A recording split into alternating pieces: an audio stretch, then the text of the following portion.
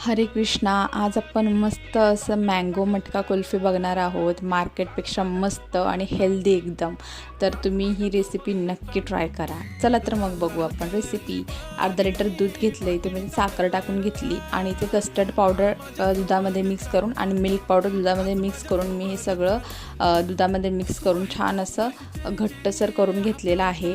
ठीक झाल्यानंतर गॅस बंद करून घेतलं. इथे मी मँगो पल्प घेतला आहे, त्याच्यामध्ये थोडं वेलची, कंडेन्स मिल्क आणि थोडंसं दूध आणि हे सगळं टाकून मी ना मिक्सरला लावून घेतलं आणि हे सगळं बॅटर गार झाल्यानंतर त्याच्यामध्ये मँगो पल्प मिक्स करून घेतला आणि आपली रेसिपी तयार आहे.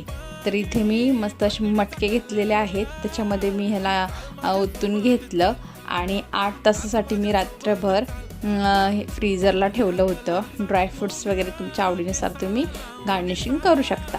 तर इथे मी मस्त पॅक करून ह्याला ना फ्रीझरला ठेवलं होतं आणि ही रेसिपी आपली रेडी आहे. थँक्यू.